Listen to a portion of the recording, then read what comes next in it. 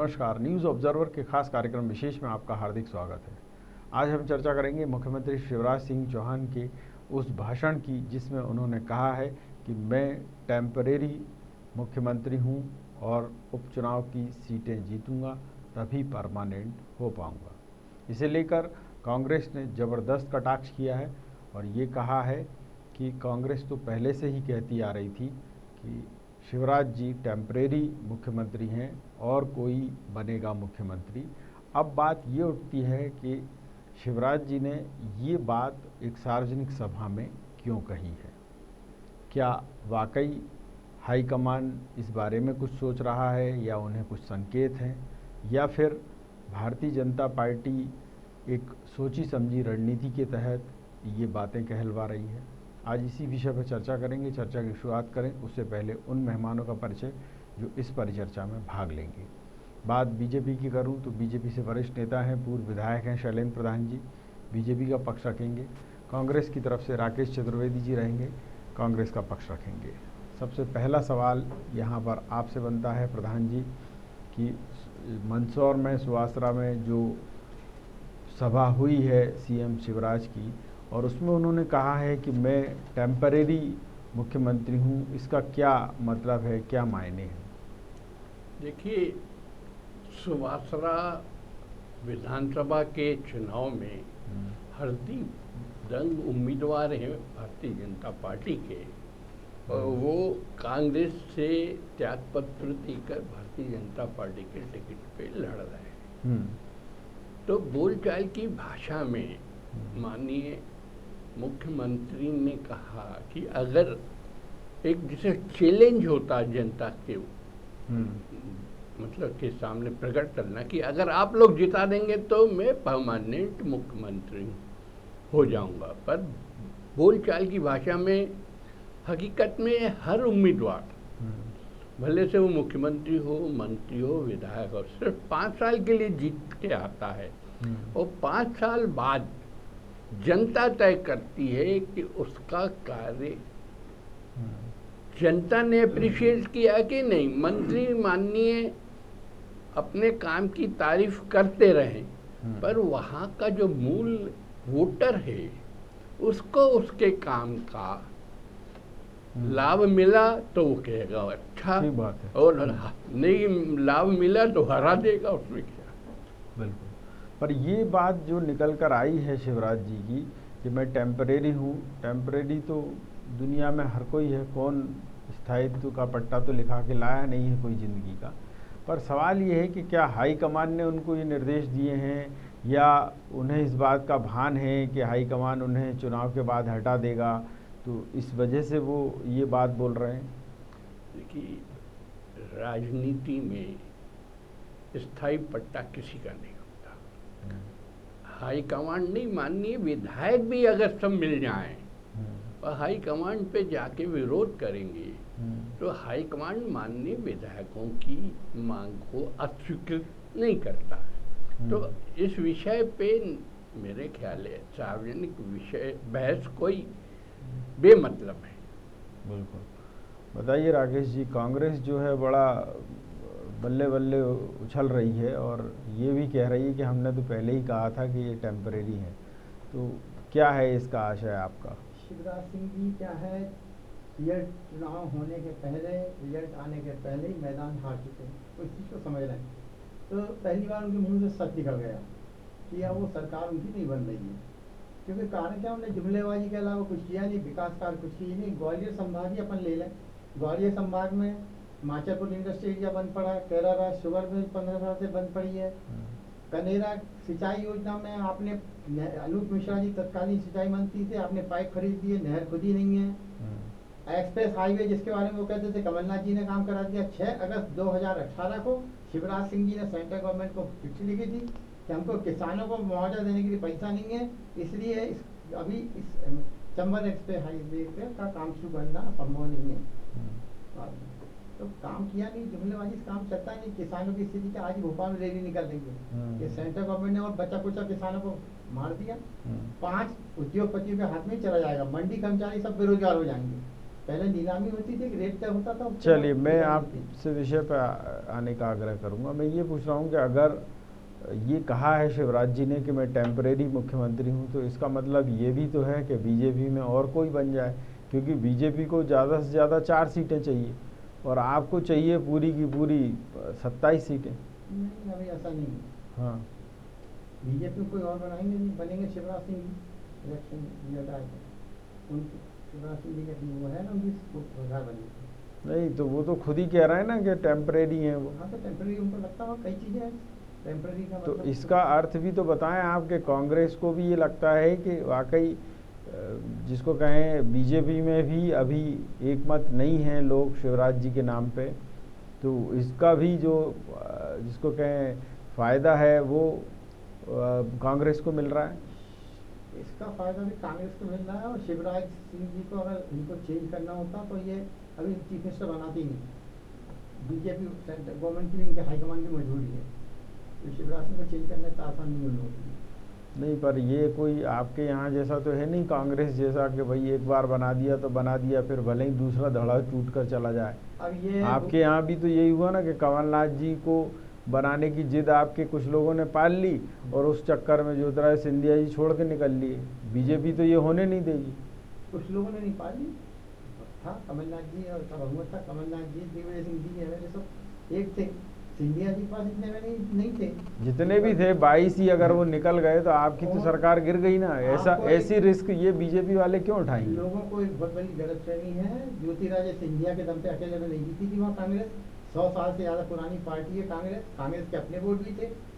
ज्योतिरादित्य सिंधिया ने मदद की, वो ठीक है, लेकिन इसका मतलब ये नहीं कि पूरी सीटें उन्हें जितवा ली। क्योंकि राजमाता ने भी जब कांग्रेस तोड़ी थी उस टाइम भी कांग्रेस से जीत के लोग आते थे, कम आते थे लेकिन ऐसा ही था बिल्कुल। अच्छा, एक बात बताइए कि कांग्रेस बार बार ये जो कह रही है कि टेम्परेरी मुख्यमंत्री हैं शिवराज जी, तो कई आपके बड़े नेता भी ये कहते हैं कि इस चुनाव के बाद ये बहुत ही असंभव जैसी बात है कि आप 28 की 28 सीटें जीत जाएं। इतना तो संभव है नहीं है। पर अगर उनके पास 4 सीटें भी आ गई, बाकी के 6 वो 7 निर्दलीय अगर मिल गए तो सरकार तो बीजेपी की चल रही है। फिर अब सवाल ये उठ रहा है कि क्या कांग्रेस को शिवराज जी से चिढ़ है या फिर बीजेपी से चिढ़ है? नहीं, कांग्रेस को ना शिवराज जी से सिंह है ना बीजेपी से। देखिए आप उनकी आप भाषा देखिए। शिवराज सिंह जी ने क्या बोला, अगर आप इनको जिता देंगे जंग जी को तो मैं मुख्यमंत्री रहूंगा, ये कह रहे हैं वो। ये नहीं कह रहे कि बीजेपी की फिर से सत्ता में आई तो मैं मुख्यमंत्री नहीं रहूंगा, ये क्या कह रहे हैं वो। वही कह रहे हैं इनको जिता देंगे तो ऐसा भी तो हो सकता है उनको टारगेट दे दिया हो कि भाई पूरी 28 सीटें जीतोगे तो ही आप सीएम रह पाओगे, नहीं तो नहीं रह पाओगे। तो आप किसी को मुख्यमंत्री बना लो, 28 सीटें जिता सकता है बीजेपी। अरे तो उनने 4 भी जीत ली तो दूसरा बन जाएगा फिर कोई उनका। अभी समय बताएगा ये सब। चलिए बताइए साहब, प्रधान जी क्या लगता है, हाईकमान ने ये पहले से ही संकेत दे दिए थे कि अभी हम ये टेम्परेरी व्यवस्था कर रहे हैं, जब ये सीटें सब आ जाएंगी फिर उसके बाद नए सिरे से सारी चीज़ें तय होंगी, ऐसा कुछ है क्या? देखिए, हाईकमान ने क्या तय किया ये मेरी जानकारी में तो नहीं है, तो मैं इस पर कोई कमेंट करना उचित नहीं समझता। बिल्कुल। और ये जो बात कह रहे हैं शिवराज जी कि मैं टेम्परेरी हूँ, तो ये उससे रिलेटेड ही है या जैसा ये कह रहे हैं राकेश चतुर्वेदी जी के पूरी जीतेंगे तो ही रह पाएंगे? देखिए, इनके जो परमानेंट चीफ मिनिस्टर थे कमलनाथ जी, वो 15 महीने के बाद क्या रहे, खेत रहे। तो इन लोग बोलने के तो हकदार बिल्कुल ही नहीं है कि भाई इनकी तो दुकान ही लौट गई। अब ये कटाक्ष करें, मुझे लगता है शोभा नहीं देता।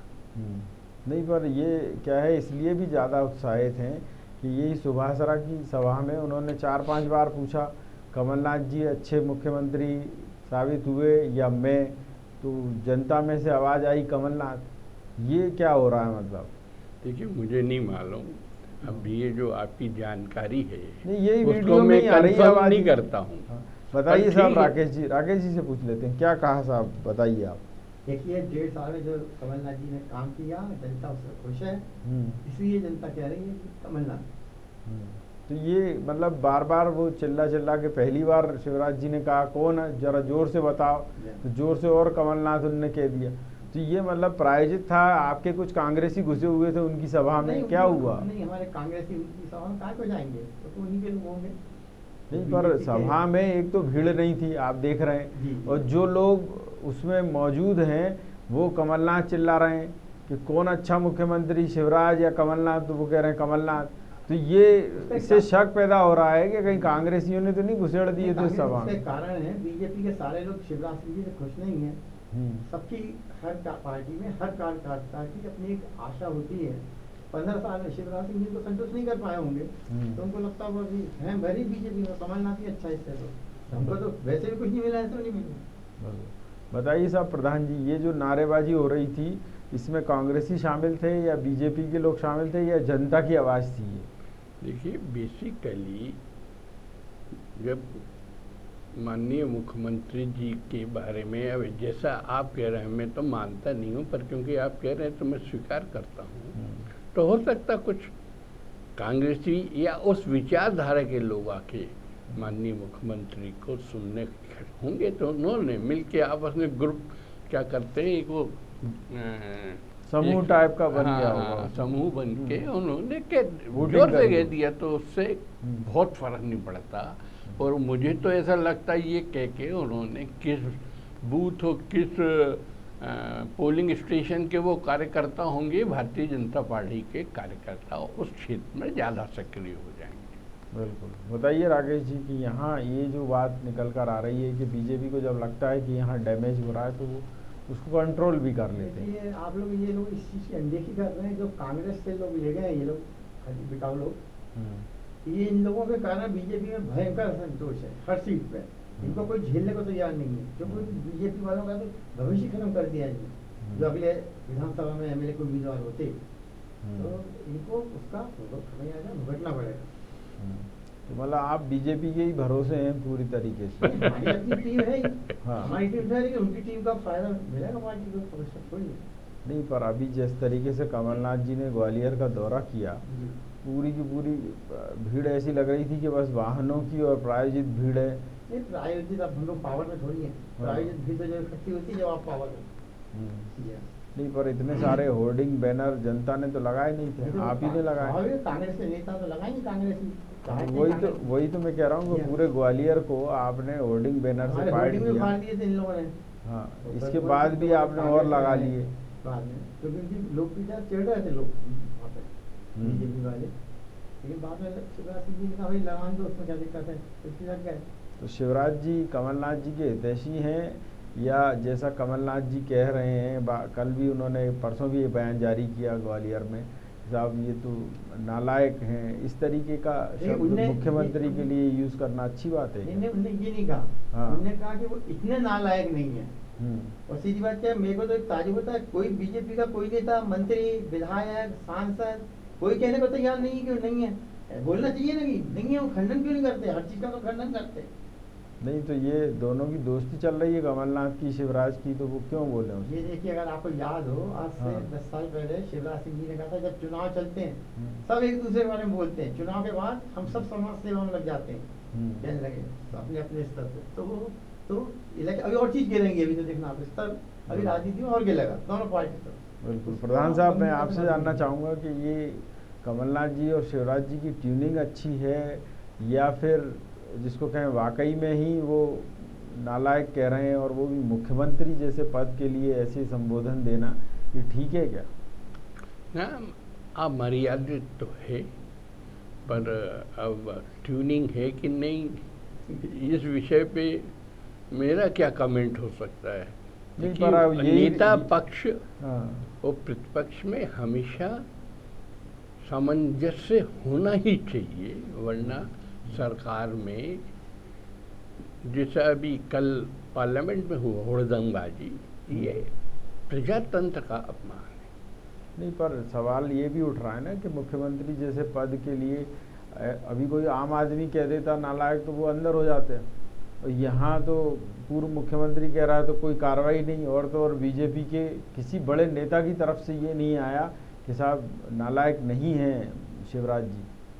देखिए, एक स्तर के नीचे का कमेंट अगर कोई आदमी या कोई नेता, और वो भी पूर्व मुख्यमंत्री करे, तो निश्चित ही ये अमर्यादित है। अब इस पे कमेंट आया या नहीं आया, इस पे मैं क्या कमेंट करूं? नहीं, पर ये पहली बार नहीं आया, इससे पहले भी 2018 के चुनाव में भी कमलनाथ जी ने यही शब्द का उपयोग शिवराज जी के लिए पहले भी किया है।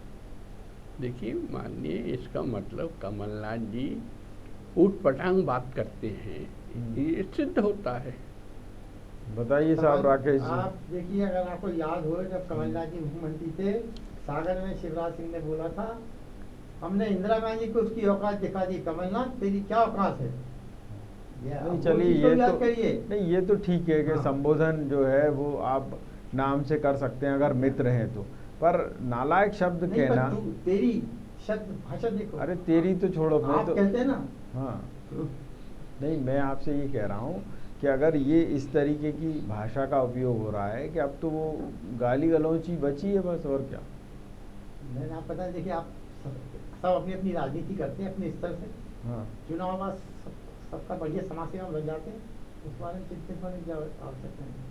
मतलब जनता क्या करे ऐसे में, वो भी मतलब ऐसे ही बोलने लगे हैं। अब मुख्यमंत्री ऐसी बातें करेंगे तो जनता को क्या, इस पे तो मेरे ख्याल है उनको भी हंसी आती होगी कि दो मुख्यमंत्रियों के बीच में इस तरह का वार्तालाप का संवाद हो रहा है। और सबसे बड़ी बात ये है कि राकेश जी की जनता को भी फिर फ्री हैंड मिलना चाहिए कि हाँ ठीक है आप भी बोलो। आप एक ही देखिए, हाँ, शिवराज सिंह जी ने पहले क्या आगे से फिर क्या कहा था कि उल्टा लटका दूंगा। अरे अब उल्टा सीधा छिंदवाड़ा में उनने बोला, जब उनका हेलीकॉप्टर नहीं उतरने दिया, मैं तो आप ही थे भाई साहब न्यूज वन में उस टाइम पे, आपने कहा था कलेक्टर तू कितने दिन का भूल मत कहने लगे, हम फिर से आएंगे। अरे चलिए ठीक है, अफसरों के लिए तो, अरे सुनिए तो सही, अफसरों के लिए तो चलिए ठीक है, वो सेवक हैं, उनके लिए बोल सकते हैं, पर मुख्यमंत्री तो पूरे प्रदेश का मुखिया है, किसी के लिए भी नहीं बोल सकना चाहिए। पर ये बात है, एक तरफ से शुरुआत होती है तो दूसरी तरफ से होती। नहीं तो ये शुरुआत सुन तो लीजिए, ये शुरुआत कमलनाथ जी की तरफ से पहले भी हुई 2018 में, और अभी फिर रिपीट हो गई। सवाल सुन तो लीजिए, सवाल ये है क्या इतने बड़े पद के लिए जनता भी फिर ऐसे ही बोलने लगे? आज ही कमलनाथ जी ने कहा, देखिए अखबार में, कि आपने हमारी पार्टी के नेता मेरे लिए क्या क्या बोला, फिर ये देखिए कहने लगे। तो मतलब आप भी बोलोगे ऐसे ही? सवाल के लिए प्रतिक्रिया होती है तो कोई क्या कर सकता है। तो इस तरीके से आप जब आपस में बोलेंगे तो जनता को भी छूट है, जनता भी बोले। मैं आपको बताऊं, वो सेंटेंस का अर्थ लोग गलत लगा रहे हैं। उनका अच्छा, आप बताएं जरा क्लियर। उन्होंने कहा कि वो इतने नालायक नहीं है शिवराज सिंह जी कि वो ये चीज नहीं समझे कि किसानों का पैसा माफ तो कितने परसेंटेज समझे इसका, ये भी क्लियर कर दें आप कि इतने परसेंट समझे, नहीं समझे, कितने परसेंट नालायक समझे? वो कमलनाथ जी बता सकते हैं, मैं क्या बताऊं इस बारे में। नहीं, आप प्रवक्ता हैं, आप कांग्रेस के प्रतिनिधि हैं, आप कांग्रेस के नेता हैं, आप खुद अगर जस्टिफाई कर रहे हैं ऐसे शब्द को, तो आप बताइए कि हाँ साहब इतने परसेंट नालायक हैं, वो इतने नालायक नहीं है। नालायक का अर्थ और होता है, लायक नहीं है मतलब। हाँ, तो हमने कहा लायक नहीं है कि आप समझ पाए कि हमने कितनों के, जबकि वजह किस्सा क्या, हमको पूरी लिस्ट दे के आए थे, मोबाइल नंबर दे के आए किसानों के हम लोग, शिवराज सिंह जी को, कि आप किसी को फोन लगा पूछ लीजिए। तो आप ये भी कह सकते थे कि उनका अज्ञानतावश उन्होंने कह दिया होगा। ये परसेंटेज देना जरूरी है कि हाँ इतने परसेंट नालायक नहीं है। जो व्यक्ति 15 साल से मुख्यमंत्री रहा प्रदेश का, उसको अज्ञान कैसे कहोगे आप? उनको ज्ञान नहीं है भाई। अभी तो आप ही कह रहे हैं ना, हम थोड़ी कह रहे हैं। आप ही तो बता रहे हैं, तो जनता तो बता नहीं रही, आप ही ने बताया, आप ही की बात हम आपके सामने रख रहे हैं। तो फिर लायक नहीं है मतलब ये वो नालायक का। हाँ, मतलब है वही जो मतलब है वही घुमा फिरा के आप कुछ भी कहो। 4 बार पहले भी आप कह चुके, अभी भी 10 बार यही कहोगे कि हाँ वो नालायक ही है, ठीक है ना। अब सवाल ये उठता है राकेश जी कि अगर संवैधानिक पदों को इस तरीके से गरिमाहीन किया जाएगा, इस तरीके से बोला जाएगा उनके बारे में, तो जनता भी कहने लगेगी कल से। माने नहीं तो कहना छोड़ देंगे फिर लोग। गुजरात इलेक्शन में किसने किसके बारे में क्या क्या बोला वो देखिए आप शुरुआत से। अरे अब आप गुजरात में चले गए, नहीं, मैं बता रहा मैं हूँ ना मध्य प्रदेश की बात कर रहा हूँ, आप गुजरात में चले जाते तो हैं। पूरे हवा सब जगह फैलती है ना। नहीं अब उसको छोड़िए ना, हमारे मध्य प्रदेश की बात हम कर रहे हैं, तो हम यहाँ के नेताओं को बुला रहे हैं, हम गुजरात के नेताओं को थोड़ी बुला रहे हैं। अभी हम आपसे यही कह रहे हैं कि अगर ये धीरे धीरे ये प्रवृत्ति पनप रही है तो आपको नहीं लग रहा कि पूरा समाज दूषित हो रहा है? ये है और क्या। चलिए, तो इसके बारे में वो और कुछ क्लेरिफिकेशन आएगा कमलनाथ जी की तरफ से कि हाँ गलती हो गई? बोल दिया क्या? उन्होंने कह दिया कि मेरे को पहले बोला पार्टी के था, नेता हमारे बारे में क्या बोला वो देखिए। पर माफी नहीं मांगी कुल मिला के। नहीं माफी का है, चलता रहता है कि ना इस तरीके का कुछ है। यहाँ बताइए शैलेंद्र जी कि ये जो राजनीति में एक जिसको कहें नूरा कुश्ती टाइप की चल रही है, इसका प्रभाव पार्टी पर, समाज पर क्या पड़ रहा है? देखिए ये गिरावट है और बोलचाल में गिरावट एक कार्यकर्ता पसंद नहीं करता, ना भाजपा का कार्यकर्ता पसंद करेगा और ना कांग्रेस का भी जो कार्यकर्ता है उसको भी लगता होगा ये अनुचित है। और ये इससे लगता है कि निचले स्तर तक ये फिर संदेश जा रहा है कि ठीक है किसी को कुछ भी बोल दिया, किसी को कुछ भी मारपीट कर दी। जैसे आप देख रहे हैं छिंदवाड़ा में कांग्रेस के नेताओं ने एडीएम का मुंह काला कर दिया, इधर जो है उज्जैन में एक टीआई की और आपके बीजेपी के कार्यकर्ता की झड़प हो गई, फिर उसमें सीएसपी जो थी ऋतु उनको हटा दिया गया। तो ये आपको नहीं लग रहा कि सामाजिक जो ताना बाना था वो भी टूट रहा है और दूसरा नुकसान हो रहा है इससे पूरे सिस्टम को? निश्चित ही इस गिरावट के लिए पूरा समाज जिम्मेदार है, कार्यकर्ता जिम्मेदार है, नेता भी जिम्मेदार है। नहीं काम नहीं हो रहा किसी का, इसका मतलब ये थोड़ी कि मारने पीटने लगे। हाँ निश्चित है, देखिए काम अगर नहीं हुआ तो उसकी भी एक अपनी सीमाएं होती हैं, अधिकारी हो या नेता हो सबकी कुछ ना कुछ सीमा है। नियमों के अनुरूप जो चीज़ आएगी वही पूरी की जा सकती है, पर ये मुँह काला करना या गाली गुफ्तार करना या अनुचित व्यवहार करना मैं किसी भी दृष्टि से किसी भी दल के लिए मैं सही नहीं मानता। बताइए राकेश जी, ये कांग्रेस में प्रवृत्ति फिर से बढ़ती चली जा रही है। पहले तो सत्ता में जब कांग्रेस थी तब भी थी ये, अभी 15 महीने में आए तो और बढ़ गई, अब ये और बढ़ती चली जा रही है। आपका नेता नालायक शब्द बोल रहा है, वो दूसरे लोग मुंह काला कर रहे हैं सबका। राजनीतिक गिरावट आ रही है, गिरावट आ रही है। नहीं तो ये गिरावट दूर कैसे होगी? कांग्रेस की समस्या है, कांग्रेस ही दूर करेगी इसको।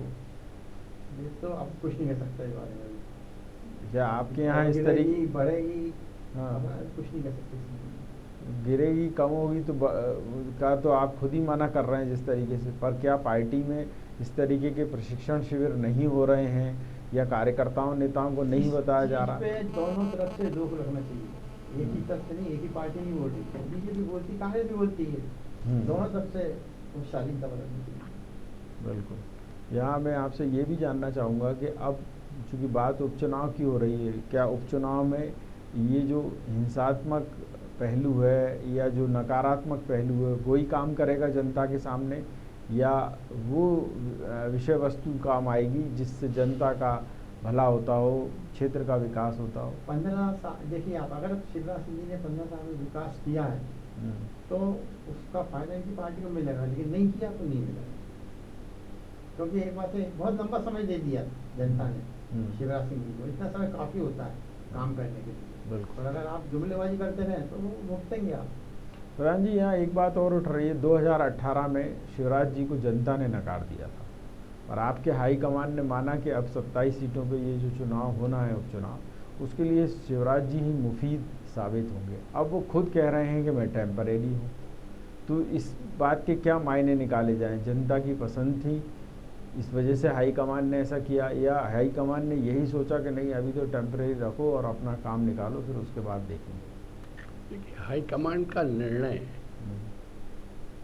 उस पर मैं कमेंट्स करूं, मुझे लगता है ये अनुचित होगा। बिल्कुल। यहाँ राकेश जी ये बात इसलिए निकल कर आती है कि कांग्रेस में भी कमोबेश यही स्थिति है। लोगों का आक्रोश दिनों दिन बढ़ता जा रहा है। जैसे शिवराज जी के प्रति आपने कहा कि जब उनके लिए ऐसा शब्द का उपयोग हुआ तो बीजेपी में एक बड़ा प्रदर्शन तक तो छोड़िए, किसी नेता ने अपनी जुबान तक नहीं खोली कि ये गलत बोला गया है। यही हालत कमलनाथ जी के उसमें हो रही है कि कमलनाथ जी एक तरफा डिसीजन करते चले जा रहे हैं। अभी पहले जिस तरीके से आपने आधी सीटें लगभग घोषित कर दी और उसके बाद अब बाकी की जो बची हैं सीटें उन पर प्रत्याशी जो ला रहे हैं वो अधिकांश बीजेपी के हैं और ये आयातित और गद्दार लोग जैसा आपकी भाषा में हैं ये कि आपके यहाँ से वहाँ गए तो गद्दार और वहाँ से आए तो खुददार। ये दो चीज़ें एक साथ चल सकती हैं क्या? देखिए दोनों की स्थिति में फर्क है। बीजेपी से जो आना वो एमएलए नहीं है, उनको टिकट नहीं दी बीजेपी ने पिछले टाइम, वो है। तो उनके यहाँ कौन से एमएलए? कांग्रेस से जो है वो कांग्रेस के सिम्माल पे जीते, कांग्रेस में ही तो उन्होंने इस्तीफा दे दिया ना, वो भी सड़क पे आ गए। नहीं बता, हाँ नहीं पार्टी से इस्तीफा दिया उन्हें, एमएलए थोड़ी नहीं, एमएलए से भी इस्तीफा दिया। किसने? जो 22 लोगों की आप बात कर रहे हैं बीजेपी से जो आए, कांग्रेस से जो आए हैं, कांग्रेस से जो आए उनको तो क्या है तरीके से देखा यार ज्योतिरादित्य चंबल संभाग के नहीं चलिए लगा दिया, पर उन्होंने भी एक सामान्य व्यक्ति की भांति अब वहाँ जाके जा रहे हैं ना, मुख्यमंत्री बन गए। यहाँ भी मंत्री थे, उसमें से वो वहाँ मंत्री बने जाके। नहीं सवाल ये नहीं है, सवाल ये है कि जो परिस्थिति आपके यहाँ वही उनके यहाँ है, पर आप उनके लोगों को गद्दार कहते हैं और आपके यहाँ जो आए हैं उनको आप खुददार कहते हैं। सवाल ये है ये खुददार और गद्दार के बीच में असली मक्कार जो है वो अपनी चांदी काट रहा है।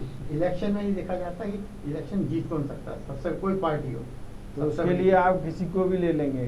किसी को क्या ले लेंगे, वो भी स्थापित नेता है भरी दूसरी पार्टी के। तो आपकी पार्टी में नहीं है? नहीं हमारी पार्टी हो सकता है इनसे बीजेपी वालों की मदद मिलेगी हमको। नहीं सवाल ये है कि आज आप पारुल साहू की मदद ले रहे हैं सुर्खी में, वो बीजेपी से, सतीश सिकरवार वो सुन तो लीजिए मैं लंबी फहरिस्त, सतीश सिकरवार वो बीजेपी से, हरिवल्लभ शुक्ला वो बीजेपी से, ऐसे लाइन लगा दिया आपने, सुरेश राजे बीजेपी से।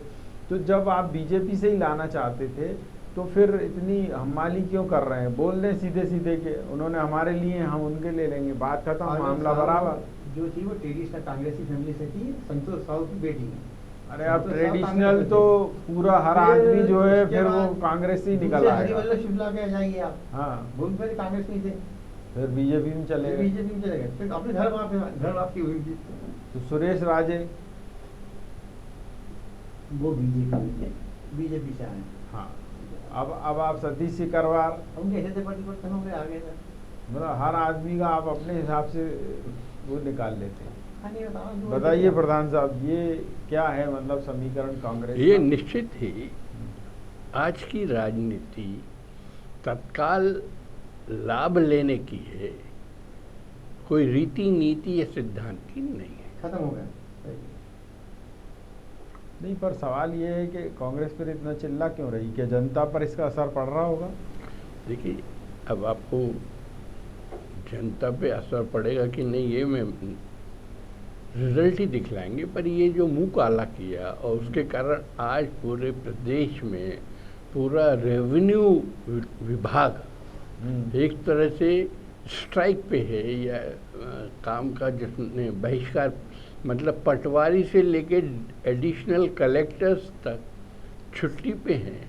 तो निश्चित ही इसका प्रभाव कांग्रेस पे ही पड़ने वाला है। बिल्कुल।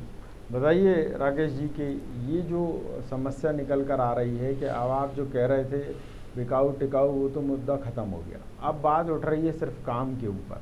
तो क्या जनता इतनी रिस्क लेगी कि केंद्र में बीजेपी सरकार, यहाँ लगभग जिसको कहें राज्यपाल बीजेपी का, बाकी की चीज़ें उसको लगता है कि केंद्र से अगर सपोर्ट चाहिए तो बीजेपी की सरकार यहाँ होना ज़रूरी है। तो ऐसी स्थिति में वो आपको क्यों चुनेगा जबकि 15 महीने में वो आपके सारे कर्म देख चुका है? कि जनता देखिए सब समझ रही है, सेंटर को भी समझ रही है, स्टेट भी। सेंटर में जनता समझ रही है कि आगे अगर बीजेपी है तो डिफेंस डिपार्टमेंट की बचा जो शायद नहीं बिका, बाकी सब बिक जाए। और बिक जाने में क्या परेशानी है आप? नहीं बिक जाने क्या, तो आपको एक चीज नहीं पता, जब अंग्रेज जब हिंदुस्तान में आए थे सबसे पहले वो ईस्ट इंडिया कंपनी जो थी उसने सबसे पहले ऐसे मिलों पे कब्जे किए थे और धीरे धीरे ऐसे उन्हें गुलाम बना के देश को पूरा गुलाम बना डाला। अब ये जो है, ये अभी ये जो किसानों का बिल पास किया, इसमें 5 जो बड़े बिजनेसमैन हैं उनके किसान मोहताज हो जाएंगे। चलिए, अब मुझे एक बात बताइएगा, 60 साल तक आपकी सरकार रही, जी हाँ। आपने मंडी बनाई, आपने किसानों के लिए सारी चीज़ें की, तो कृषि फायदे का धंधा रहा 60 साल में? कृषि को शुरू से घाटे का नहीं रहा। नहीं अरे शुरू से ही था, तभी तो अभी तक बना हुआ है ना। नहीं शुरू में तो और ज़्यादा स्थिति खराब थी। आपको इसका मतलब पता नहीं है कि लाल बहादुर शास्त्री जैसी आपकी एक शख्सियत ने सिर्फ यही आंदोलन चलाया था कि एक टाइम खाएं और एक टाइम भूखे रहें। वो तो उनने इसलिए चलाया था, वो अपनी पाकिस्तान से वो शुरू। अरे पर उस समय कृषि उत्पादन भी कम था। इंदिरा जी के समय पर ये कृषि उत्पादन, दुग्ध उत्पादन बढ़ा है, ये आपको पता होगा। मैं तो सिर्फ इतना कह रहा हूँ कि 60 साल में जिन नीतियों के कारण किसान को कोई फायदा नहीं हुआ, उस कंकाल को आप चिपका कर चलना चाहते हैं या कुछ नए प्रयोग करेंगे? नहीं, नए प्रयोग में अपन और बर्बाद हो जाएंगे। भाई आप अभी से कैसे कह रहे हैं?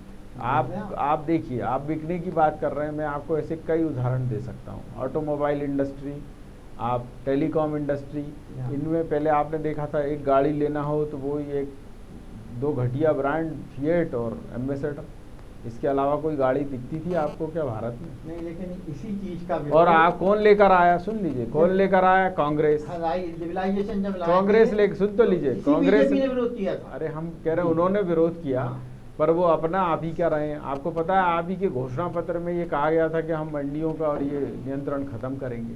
ये आपके सेंट्रल के घोषणा पत्र में लिखा हुआ है, आप खुद ही स्टडी नहीं कर रहे हैं।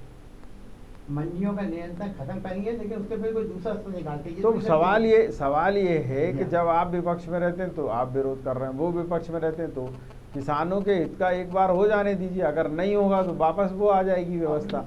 पर अगर आप मंडियों में लोगों को बिठा के मुफ्त की तनख्वाह दिलवाना चाहते हैं तो वो भी तो जनता की जेब से जा रहा है ना। कारण क्या है कि सेंट्रल गवर्नमेंट ने अब तक दूसरे मामलों में जो भी फैसले किए हैं उसमें नोटबंदी आज तक भुगत रहा देश, जीडीपी खत्म। चलिए मैं तो विश्वास कैसे करें इन पे? हम सवाल ही आ रहा है, तरीका क्या है खुद ही नहीं बता पा रहे हैं। चलिए, कुल मिला के ये है कि केंद्र और राज्य की बात हम जहाँ कर रहे हैं, प्रधान जी मैं अंतिम सवाल आपसे पूछना चाहूँगा, क्या वाकई यहाँ जनता मुद्दों पर ध्यान देगी या फिर ये आरोप प्रत्यारोप पर ही चलेगा चुनाव? देखिए, निश्चित ही जनता जो लाभ होता है, जो अभी जो किसान के ऊपर बात हो रही, किसान को अगर लाभ नहीं मिलेगा तो नुकसान बीजेपी को होगा, और किसान को लाभ मिला तो नुकसान कांग्रेस को। बिल्कुल। यहाँ मेरे पास चर्चा का इतना ही समय था और जनता को भी ये बात समझ में अच्छी तरह से आ रही है कि कांग्रेस हो या बीजेपी के नेता, दोनों आरोप प्रत्यारोप में अपनी कमियों को छुपा रहे हैं। और ऐसे समय कुछ नेताओं के ये बयान जो अमर्यादित श्रेणी में आते हैं वो और भी चौंकाने वाले हैं। इस सब के बीच शिवराज जी का टेम्परेरी कहना खुद को और भी चौंकाने वाला है। और सवाल ये है कि पार्टी और पार्टी से जुड़े लोग इस बात का खुलासा क्यों नहीं कर रहे हैं। न्यूज़ ऑब्जर्वर के खास कार्यक्रम विशेष में इतना ही, लेकिन यहाँ बेबाक खबरें निरंतर जारी रहेंगी। आप देखते रहिए न्यूज़ ऑब्जर्वर यानी सिर्फ खबर।